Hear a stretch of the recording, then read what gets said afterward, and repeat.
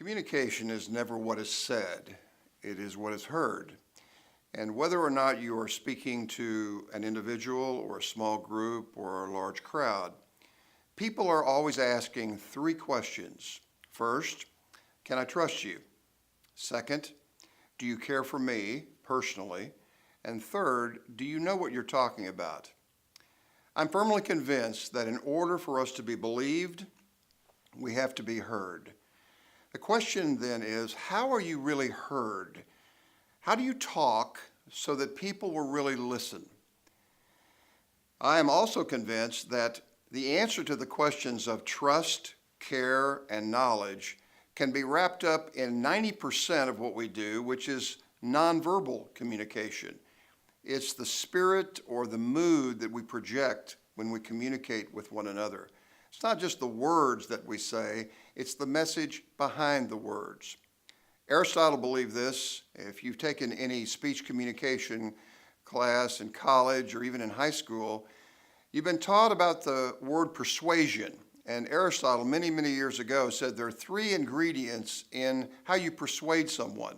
First, you have to have ethos, which is an English word. We come from that term meaning ethic or character, who you really are deep down.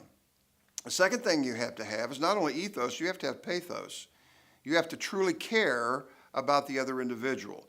So not only is there a character issue involved, but there's a compassion issue involved. Do you care for me personally? And third, and notice the order of all of this, he said, then and finally, and only then, do you have logos or content. The word is literally what it meant. I am firmly convinced that a person has come across as a person of ethos, pathos, and then logos. Why is that true? The old adage that we've heard many times, people don't care how much you know till they know how much you care, is absolutely spot on.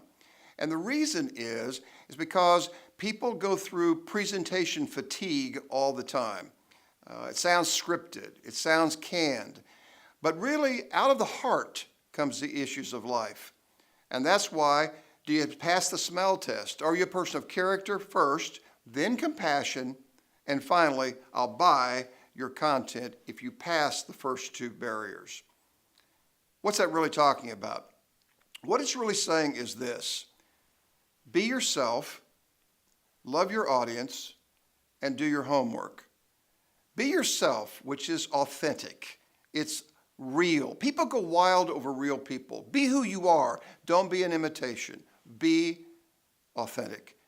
Be credible. Secondly, the whole issue of pathos. Do you truly seek the other person's best interests? Is this a performance?